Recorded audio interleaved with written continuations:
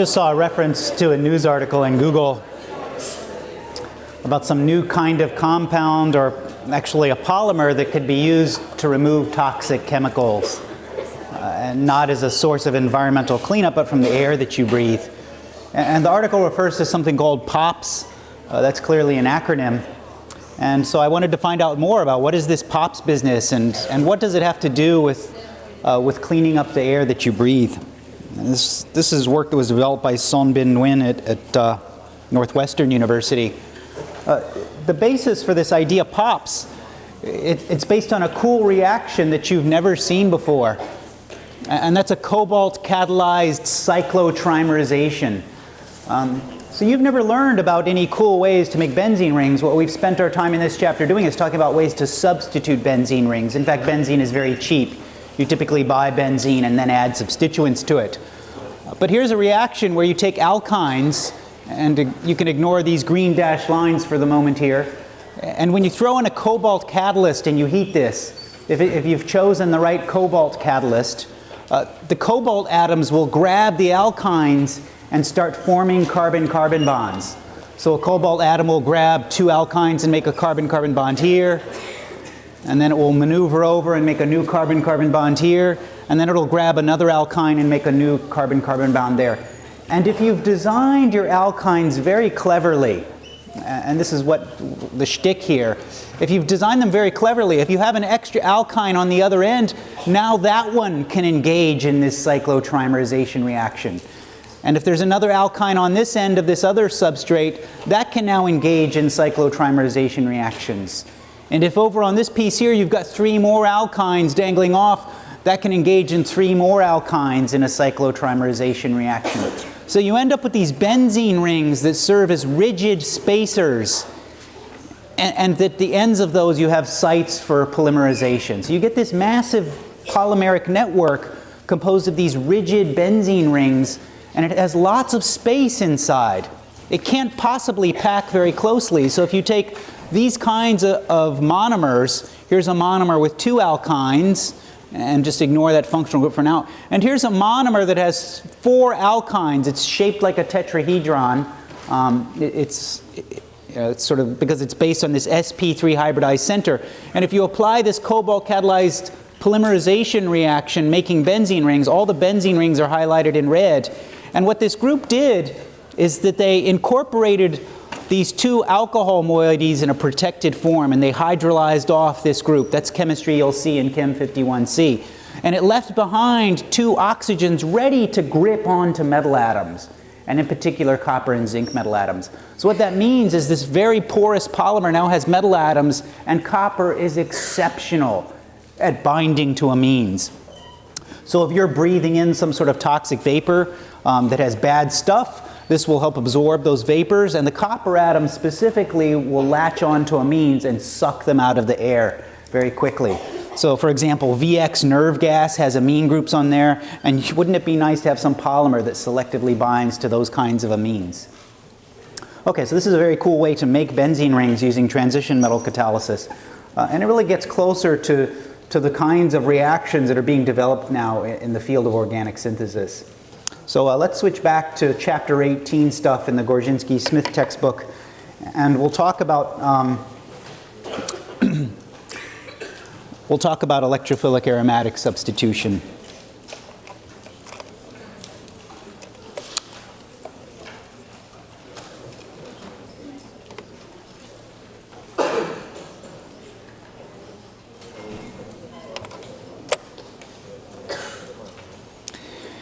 Okay, we left off with, one of the ideas that I introduced to you during our last lecture was that if you do electrophilic aromatic substitution on a benzene ring that already has a substrate there, like this R group up here, that R group will now control where the second addition of a functional group will go. Groups that are very activating and speed up electrophilic aromatic substitution tend to be ortho pair directors. They tend to cause the next substituent to add to the ortho and para positions, and usually that's a resonance effect with lone pairs, but alkyl groups can also do that. And then if you look at the groups that are deactivating, which tend not to have lone pairs but have electronegative atoms, those tend to slow down electrophilic aromatic substitution and also they slow down, in particular, they slow down addition to ortho and para positions, and so it leaves you with meta substitution. Those are meta directors.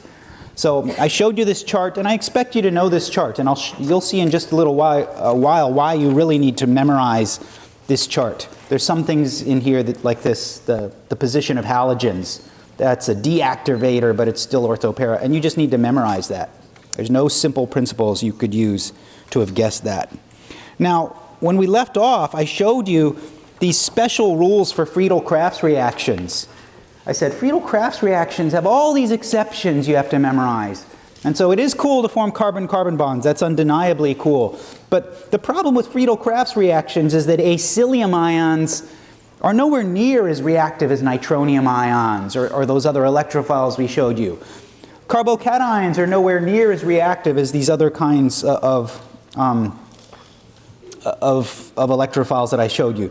So anything below this line here, and let me draw that line, anything below this line, any functional group below this line, deactivates the benzene ring so much that you can no longer do Friedel-Crafts reactions with acylium ions and carbocations. So, and that line there just happens to correspond to this line between meta-directors and ortho-para directors. It's just a happenstance. So we've got this simple rule that any benzene ring that has a meta-director on it is simply too deactivated to work with Friedel-Crafts acylations or alkylations. Now, anything above the line you can do it on, but then there's this additional problem, and I don't want to go into the details of this, but that is that if you have amino groups on benzene rings with 2 alkyl groups or H's on the amine, that's too activated. It's too activated to work in Friedel-Crafts reactions, acylations and alkylations. So you can do other types of electrophilic aromatic substitution, but not CC bond formation. So those are all those exceptions, or some of the exceptions with Friedel-Crafts alkylations and acylations. All those horrible exceptions. Okay, so let's continue to talk about exceptions. What are some more of the exceptions that we have to remember that's going to make it difficult? And let's focus again on this overactivated end of that chart, the top end of the chart, where things are just too active and get too hard to control. And let's talk about anilines and phenols. And I'll start off by talking about phenols. Boy, that lone pair on oxygen. If you have a hydroxy group on a benzene ring, that really donates into this benzene ring and activates that benzene ring, to the point where once you add a single chlorine atom, and it is true that a chlorine atom is slightly deactivating, but this ring is still so activated that you cannot stop a second chlorination. So it adds again. And you still cannot stop another chlorination, so it adds again.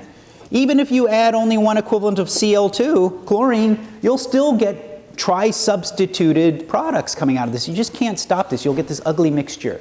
So you can't stop overchlorination when you're using this super active recipe with chlorine and ferric chloride.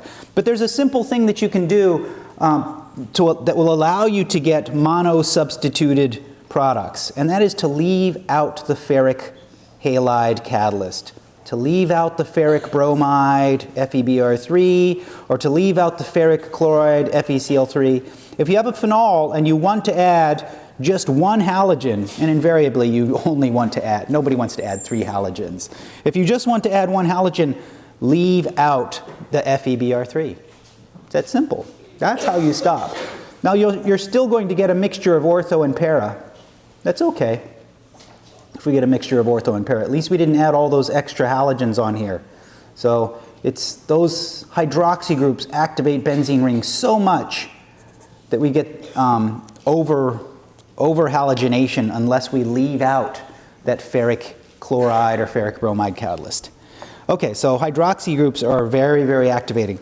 Amino groups are more activating than hydroxy groups.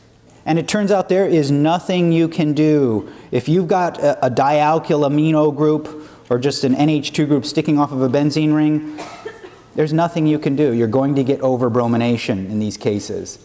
So in this case, if it's, I'll do the case where it's 2 methyl groups there. If you've got a dialkyl amino group, you're going to get every single ortho and para substitution brominated. And it doesn't matter whether you include the ferric bromide. You may think, oh, well, I'll just leave the ferric no, that's not going to help. It'll still overbrominate. Remember, these anilines are at the very top of our activated benzene rings list, and you just can't stop over activation. So that makes, so again, there's all these exceptions, and you have to memorize these exceptions. I expect you to know those exceptions for electrophilic aromatic substitution. I expect you to know that if you want to brominate phenol, that you have to leave out that ferric catalyst and just go with straight bromine. That's how activating that hydroxy group is. Yes? Does that all happen with amides, or does it only happen with... With amides, you can monobrominate, and we used to do that in the 51L labs. And I don't know if we do that anymore. So in other words, if you had an amide, and we're going to cover amides in amazing and infinite detail next quarter. So if you have a carbonyl group on there, you can monobrominate that. And again, they used to do that. I'm not sure if they still do that in the 51L labs in 51LC, but you may do that. So here you could monobrominate. And what's particular about that is that the carbonyl group is electron withdrawing, and these lone pairs spend a lot of time donating into the carbonyl instead of into the benzene ring. But you don't know how to make amides yet. You don't know how to hydrolyze those back off. Wait till Chem 51C and we'll show you that. And they will be asking you about this amide case in Chem 51C. They're going to check to see if you remembered this over halogenation of amides. Okay, so that's more exceptions and more exceptions. Let's stop talking about the exceptions and let's start talking about some powerful tools to help you further figure out how to selectively add substituents to benzene rings. Now, I talked about this case. What happens if you have a substituent on a benzene ring? You need to know which groups are ortho-para directors. You need to know which groups are meta-directors so that you can make a prediction where the second substituent's going to go. But what happens if you have two substituents on a benzene ring? How do you predict where the third substituent is going to go? Which of these groups do we pay attention to when we look at a ring? And we have a very, very simple and powerful rule to help us predict which groups will control the regiochemistry. And our rule says the strongest activating group on the benzene ring controls the regiochemistry, controls this issue of ortho, para versus meta. So if I take this top example here, I've got, I think this is called cresol, this para-methylphenol here. I've got two groups there. How do I know whether the brominate, and here's one of these examples where I'm going to brominate and I see the hydroxy group. So I'm smart enough not to add that ferric chloride catalyst because I don't want to over-brominate it. I just want to brominate it once. And so which of these two groups controls the regiochemistry? According to the rule I gave you, I go to the highest group on this list, and it's over here. It's a hydroxy group. So in other words, the hydroxy group controls the regiochemistry, not the methyl group. And hydroxy groups are ortho-para directors. Let me just write that here. They direct ortho-para. Ignore alkyl, that's not as high as hydroxy in our list here. So the product of this is going to have a halogen wherever the hydroxy group makes the halogen go. And so I'm going to put that, I can't put it here at the para position, there's already a methyl group there. So really the only product you'll get out of this in high yield is going to be that monobromination product ortho to the hydroxy group. It's the hydroxy group that controls the regiochemistry. Okay, let's go down to this next example. Here I've got a carboxylic acid substituent, and again I have a methyl substituent on there. And so when I think about where that third substitution is going to occur, I have to decide whether it's the carboxylic acid or the methyl group that's going to control the regiochemistry.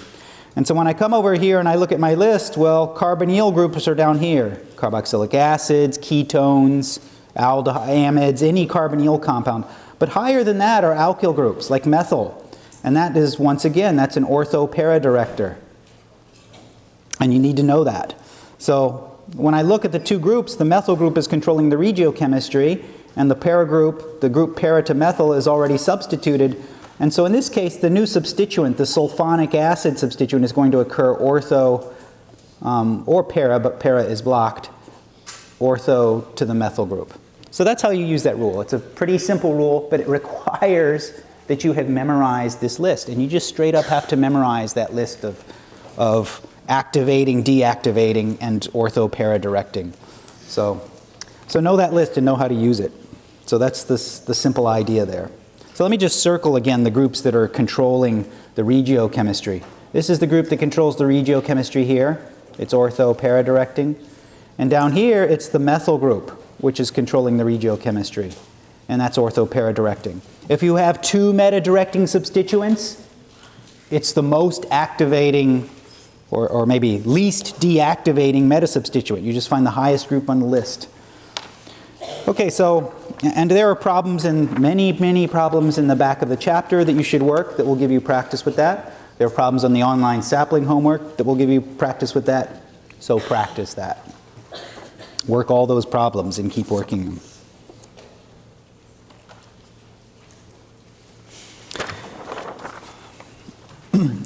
Okay, here's an observation that's based, sterics is really overblown as a source of control in organic chemistry. Usually resonance effects are much more important in organic chemistry, what some people loosely refer to as electronic effects that involve molecular orbitals, explanations. But here's a very simple steric effect, and the idea is simple. If you have two groups that are meta to each other, like this. If you have a choice, for example here, this group is an ortho-para-director, so both of these are equally activating. So if this group is an ortho-para-director, it's going to direct the new substituents to go ortho or para. And this methyl group just so happens, because of its positioning, will direct to the same positions. So now I have three positions, and really these positions here, this position here is different from these two here. Position 2 and 2 are both identical. There's a symmetry element in this molecule. You couldn't tell if I substituted at the top position 2 or the bottom position 2. And so how do you decide? And our simple rule is that if there's a choice, you don't substitute between meta-substituents. Right here in between, it's too sterically hindered. It will be faster to substitute not between those two methyl groups. So here, even though there's all these positions where you could substitute, you only get one product as the major product and in good yield. You'll get very little of the product where you substitute between these two methyl groups. Even though our ortho-para rules predict that this middle position is activated. So one product would have the carbonyl group down here, and the other product would have the carbonyl group over here at this other position too, but that's the same. That's the same product as I just drew. So simple rule. It's based on sterics, and I hope maybe that's kind of obvious that it's a little more hindered between the methyl groups, but you wouldn't have known that that would be useful enough to actually really dissuade groups to go in between. Okay, so again, if there's a choice, don't add between the two meta-substituents, and that's another thing that you have to look out for. And it will help you to do syntheses and to answer questions in the back of the chapter and in the sapling problem sets. Okay, let me show you a useful reaction. We covered all this radical chemistry back in chapter 15. There was all kinds of radical substitution stuff. I'm glad you guys are seeing this too. I thought this was just me. Let me see if I can stop this. That's driving me insane. Let me go back to PC here.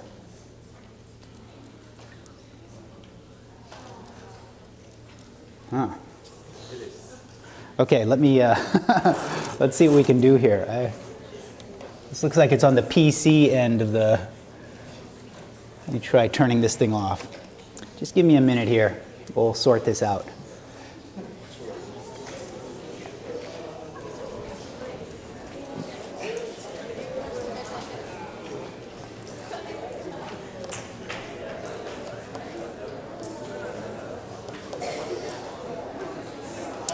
Okay.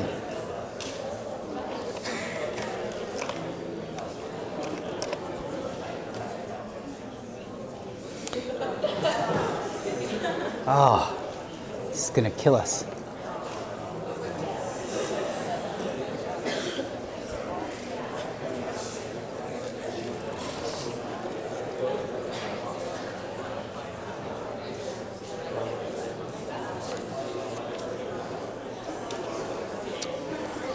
Okay, this seems to be a doc cam problem, so let me just check out what we've got here. I may not have this lecture on my...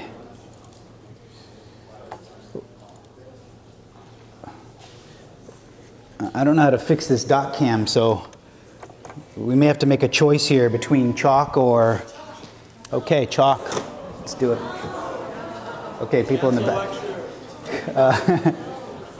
Yeah, well, I'd like to be able to do that. I apologize for the dot cam here. I don't know how to fix that. Maybe I can give it one more shot here, just to see if we can make this work out.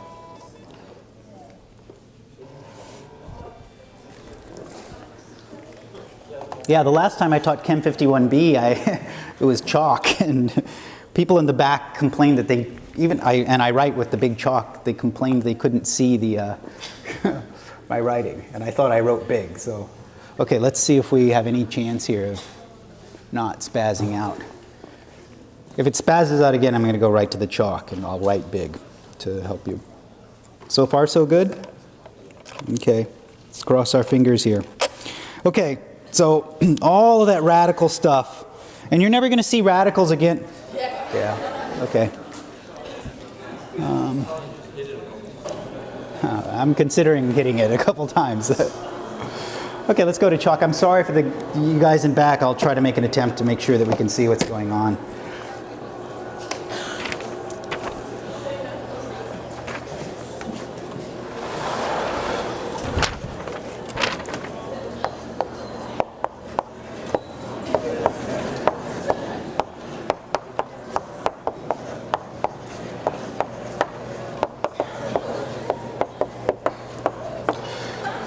Okay, I want to remind you of chapter 15 stuff. We learned all of this stuff in section 15.10 about allylic bromination. And in cases like this, when we treated allylamines with NBS and heat or peroxides, you don't use Br2 on here because that'll add bromine across the double bonds. We use this N-bromosuccinimide compound. The problem with this is you get a radical where an allyl radical where the Br group can substitute on both ends of that allyl radical. And so you almost always got these hideous mixtures when you do allylic bromination. And who wants a mixture? And there's also on top of that this issue that you generate new stereogenic centers. That's not such a big deal. But nobody likes to get mixtures of compounds as products in organic chemistry. And so what I'll show you now is if we do the same reaction, and instead of doing it on this kind of an allyl substrate, we simply switch to a benzylic substrate, it does the same stuff. So let me redraw that same substrate here. And all I'm going to do is make this part of a benzene ring. And I do the same conditions, N-bromosuccinimide and light. But this time, I don't get mixtures of products. You'll get selective bromination of one of the two H's that are at these benzylic positions. And that makes this way useful, whereas allylic bromination is not way useful. I would say way useless would be a better description of allylic bromination. You have to have supersymmetrical substrates for allylic bromination to give you clean product mixtures. So look at this. I can replace one of the two H's with this same reaction that you learned in chapter 15. And why is that important? Because that's a leaving group. We can go from something that has no functional groups here, really, to something that has a leaving group at that position. And now you can do SN2 reactions, elimination reactions. So that's very powerful, this idea that we can add leaving groups wherever we want to have those. Because there's no easily brominatable double bonds in a benzene ring, you don't have to worry about using N-bromosuccinimide. So in other words, we can take this same kind, and you can have other substituent on the benzene ring. They don't get affected in that reaction. I don't know if this is a distraction. Let me erase this. And because we don't have brominatable double bonds where you add Br2 across, you can use Br2 in this reaction if you want. In fact, that's more typical. And the book shows you other types of ways to do this, or you could simply heat the reaction so hot that you generate small amounts of radicals. So you can't do allylic bromination with Br2, but you can do benzylic bromination with molecular bromine, and it works just fine. And look how powerful that is, that we can add a leaving group anywhere that we want to have a leaving group. So you should know that reaction and be ready to use that reaction. Because, again, that's very powerful to add a leaving group.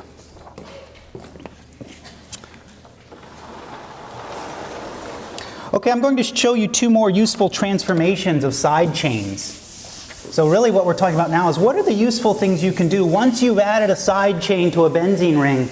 How do we turn that into a useful functional group? And let me show you two powerful reductions of carbonyl groups.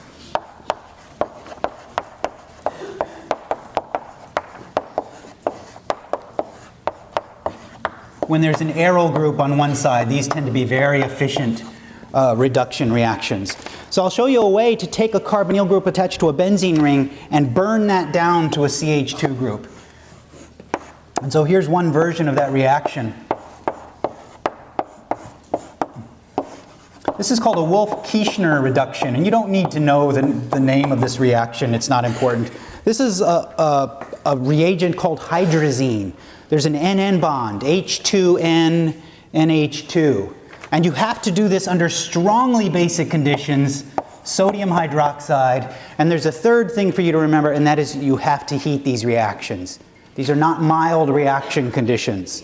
So I'm going to write a big delta under here. So hydrazine, H2N, NH2, sodium hydroxide, and you boil it. And when you do that, the product of this reaction is now missing that carbonyl, but it's not so much that it's missing the carbonyl, it's that you've now replaced that carbonyl with a CH2 group. And I'll draw that CH2 group for you so you can see. It's not that there's nothing there, there's H's there, and you don't need to know anything about the mechanism for this Wolff-Kieschner reaction. But I think you can see that's useful. And the reason why this is useful is because you can't make that product through a Friedel-Crafts alkylation. So I want you to recall that Friedel-Crafts alkylations on primary alkyl halides suffer from this problem of migration. So I want you to recall this problem here. Well, actually, let me cover that in just a second. Let me first talk about an alternative set of conditions. Suppose you can't remember hydrazine for some reason, and it's just completely escaping you. There's an alternative set of conditions we can do. This is a reaction called a Clemmensen reduction. And it involves taking, you buy this stuff called zinc-mercury amalgam. Here's the way we represent zinc-mercury amalgam. We write it like this. You take zinc powder and you mix it with mercury, and the mercury absorbs onto the surface. So you put the mercury in parentheses. That's called zinc-mercury amalgam. And in this case, it's not strongly basic conditions, it's strongly acidic conditions. And again, these conditions are not mild. You have to boil your ketone with zinc-mercury amalgam and hydrochloric acid. So I'll draw a delta symbol here. That means you're boiling the heck out of this to get it to work. And this will do the same thing as that Wolff-Kieschner reduction with hydrazine. Boy, as soon as I see the CH2 group, I want to brominate it with N-bromosuccinimide. But you can see why it's cool to introduce a CH2 group. Okay, so this is a way to take carbonyl groups and reduce them down to CH2 groups. You're not going to see anything like that in other chapters. Well, maybe there's a different type of reaction with lithium aluminum hydride. Never mind. In this chapter, that's the only kind of reaction that will take a carbonyl group and reduce it down. So let me make one important point to you, because you're going to tend to get this confused in chapter 20, that you cannot burn down the groups of esters or amides. There's a different side reaction I'm not going to show you. It has to do with hydrolysis. And so you're not going to be able to ever take something like a methyl ester or an ethyl ester and convert those into CH2 groups using this Wolff-Kieschner reduction. We may have some other chemistry to do something like that, but not exactly like that. So don't do this with esters, not with amides, only for ketones and aldehydes. That's the only place where this is useful. And you'll have a tendency to want to do that. Now, you might ask, which of these two should I memorize? Which of these two is more useful? Typically, the base version is more useful, the hydrazine and sodium hydroxide, because there are so many functional groups that are acid sensitive. You're going to find that boiling things with acid is usually going to screw up some other part of your molecule. So I usually prefer this Wolff-Kieschner version, this hydrazine and sodium hydroxide, if you want to have, if there's one thing you want to really commit to memory the most. that would be the one that would be most useful to you this quarter. Okay, so let me remind you of why this is useful. It's because of this limitation in the Friedel-Crafts reaction. Remember, this problem with primary alkyl halides is that they will rearrange. And so it really limits when you do Friedel-Crafts reactions. So this is just a continuation. Why would you want to do this Clemmensen reduction or a Wolff-Kieschner reduction? If you wanted to take this benzene ring and do a Friedel-Crafts reaction with this primary alkyl halide, if you wanted to make that kind of product, look at this CH2 group here. You might see that and try to write this out as a reaction, but there's a problem with this. You wouldn't get any of the product I drew over there. What you would get would be a T-butyl group substituted on there. And the reason is when you draw out the primary carbocation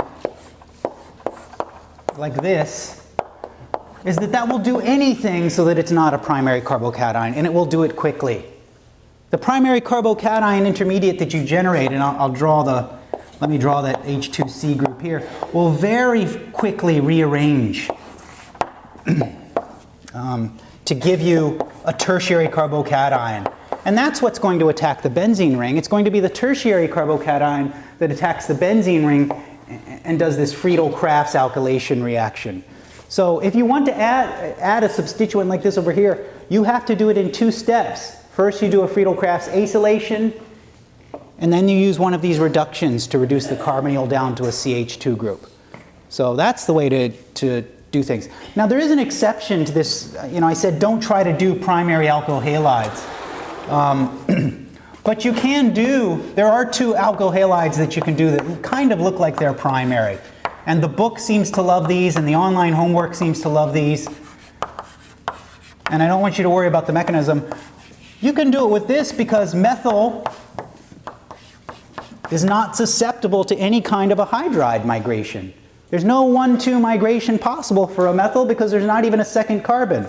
The other type of starting material that you'll see used in Friedel-Crafts alkylations, mainly in the book, not in real life, is ethyl chloride.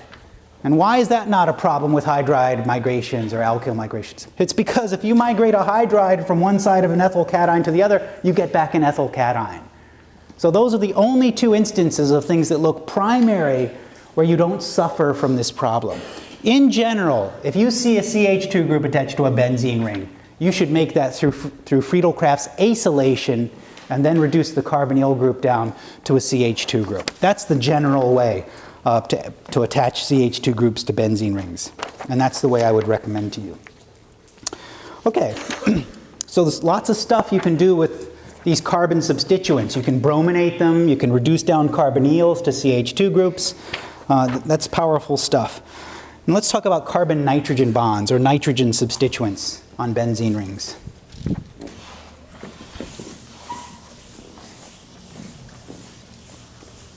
And I apologize for those of you in back. The problem is these erasers don't do the best job of erasing, usually. And so you're trying to see my writing through this haze of chalk on the board.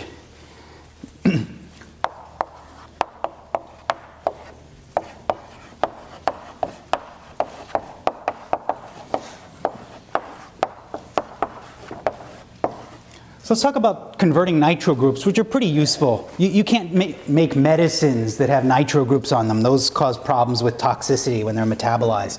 So if you want to make useful drugs that have nitrogen on benzene rings, typically, invariably, you're reducing those nitro groups down and doing something else with those.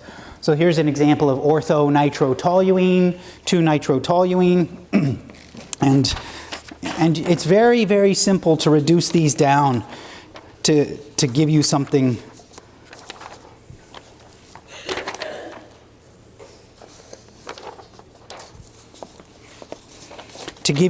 that's useful to work with.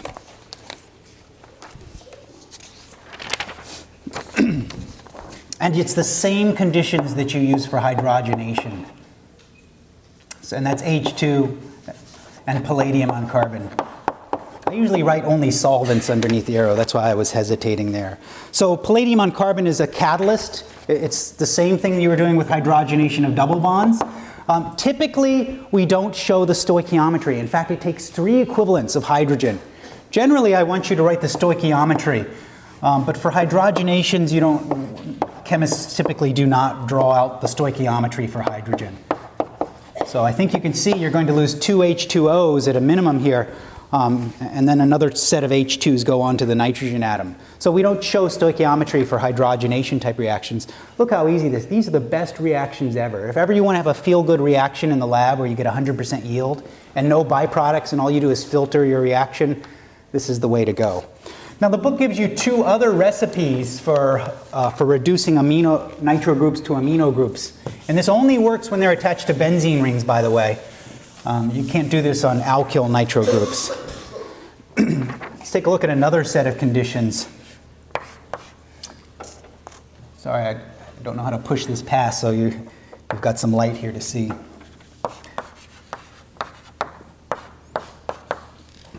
So here's the other set of conditions that the book shows. The book shows tin and HCl. And then some books, I can't remember whether it's this one, shows SnCl2 and HCl. And that's actually more typical conditions, stannous chloride.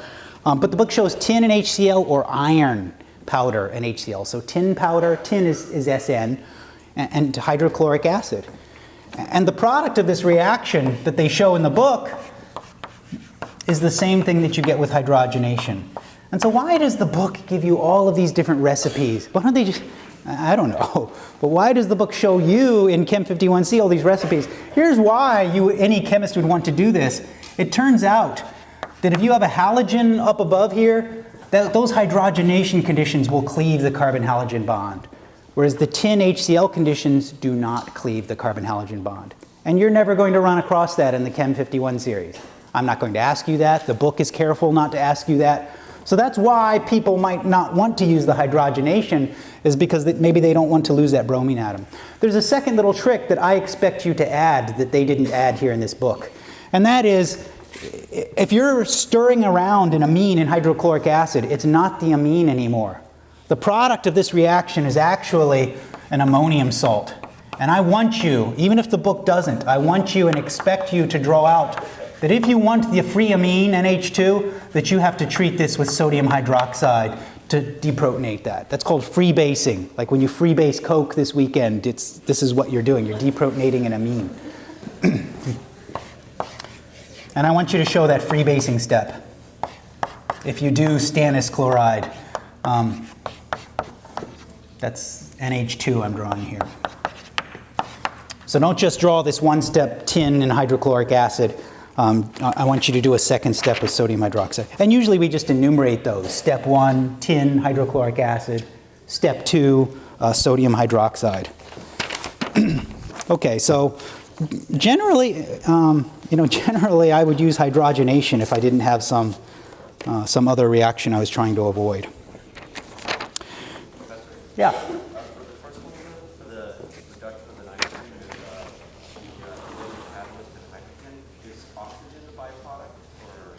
No, the byproducts here, you get 2 H2Os as a byproduct.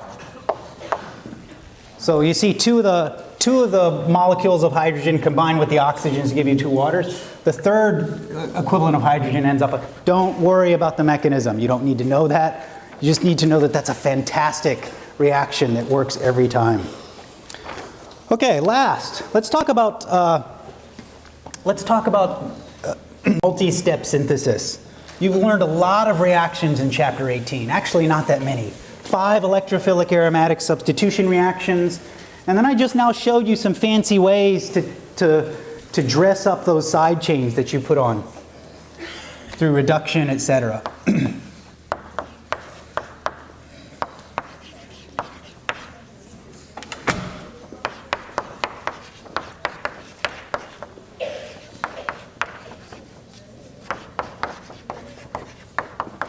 So for multi-step synthesis, when you do that involves electrophilic aromatic substitution, the main admonition that I can give for you is to strategize regio control.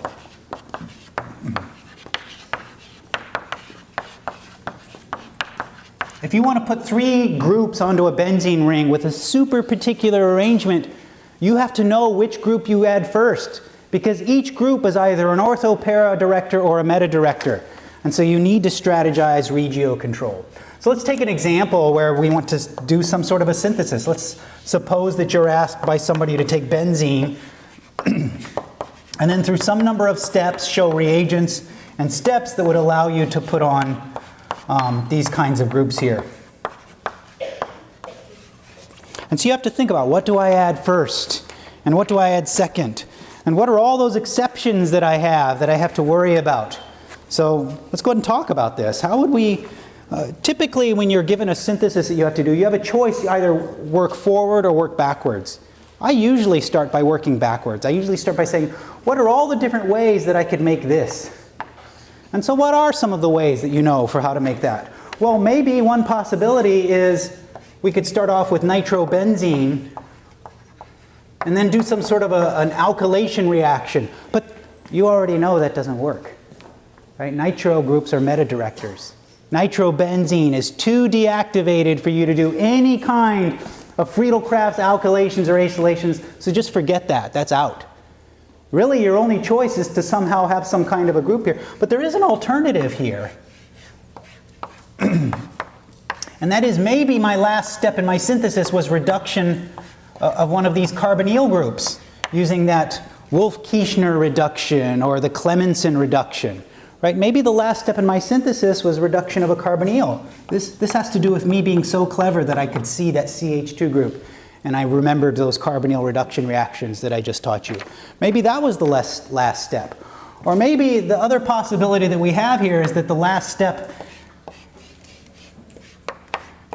involved nitration. Now that actually looks pretty promising. And that looks promising because alkyl groups are ortho-para directors. So we could have made this by first putting some sort of an alkyl group here on the benzene ring and then doing a nitration reaction. Let's remind ourselves of what those conditions are for nitration. It's nitric acid and sulfuric acid. So of these choices, to me what's looking pretty promising here is this nitration. So maybe the last step in this synthesis involved nitration, and I think we can probably figure out how to put a propyl group on a benzene ring. And so how would we do that? How would we add a propyl group to a benzene ring? Well, this comes back to another exception, that you can't directly add propyl groups to benzene rings. Let me just write that problem out for you here. What was the problem that we just finished talking about with trying to do this in one step? The problem that we talked about is that if you take chloropropane and you try to do a Friedel-Crafts alkylation, that you'll end up with all these hydride migrations. That primary carbocation would be unstable, and if you made something that looked anything like a primary carbocation, I'm not saying that that's what would happen here, but if you started to generate something that looked like a primary carbocation, these hydrides would migrate over before it does Friedel-Crafts. And so in that case, you wouldn't have N-propyl groups attached to your benzene ring, you'd have isopropyl groups attached to your benzene ring. Right, so you can't do just straight Friedel-Crafts to make this. How do we make this? Well, this is where those carbonyl reductions come into play.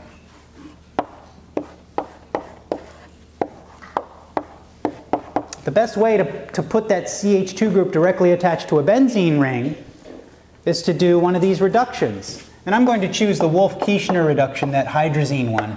There's an NN bond there. You don't have to draw that NN bond. And there's two other parts to this recipe. Sodium hydroxide and heat. And if you wanted to do that zinc mercury thing with HCl and heat, that's perfectly fine too. So now it's starting to look like we've got a route here. We could start here with benzene and do Friedel-Crafts acylation and aluminum trichloride. And then for step 2, we could use some sort of a reduction, hydrazine and sodium hydroxide. And then that's the molecule we have over here. And then our third step, we could nitrate. Now there's one little stickly point here. that I'm leaving out. And this is the last thing that I'll tell you in this chapter. And that is, in cases, when you're doing synthesis problems, in cases where I ask you to efficiently make some product, I'm going to allow you to claim that separation of ortho and para isomers constitutes an efficient chemical step. And I want to add that in here. So in other words, if you take something that looks like this and you brominate this, you will get a mixture of ortho and para isomers out of this. Right? And there's no way that you can get around that. So as one of your chemical steps in any synthesis,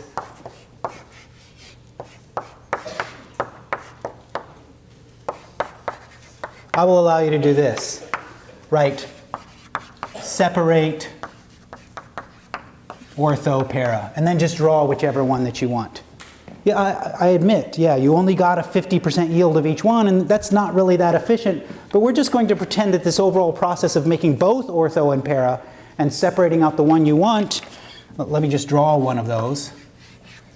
Let's suppose I want the ortho here. We'll just pretend that that's an efficient combination of steps. So what I need to do here is acknowledge the fact that nitration is going to give me a mixture of ortho and para, and I need to add an additional step here. So what we need to do here is write step, and I don't know how to raise this board here. So step 1 is going to be nitrate, and now let me go back a little bit here. Let me do it like this. I'll start back over here with my propylbenzene. And I'll write step 1, nitric acid and sulfuric acid. And then step 2, just like I just told you, separate ortho and para. And that's the way you deal with that when you generate ortho-para mixtures, but you only want one of those. I would like you to do that. Okay, that's it. That's the end of what we've got to cover. And I have one last thing to tell you. Our final exam is on Monday morning at 8 a.m. Seating charts are posted, and I'd like you to be in your seats at 10 before so we can start passing out the exams. And this weekend, drive thy business. And when you finish this class and are going on into 51C, drive your business and invest in your career by learning organic chemistry. And so thank you. It's been a great time with you this quarter.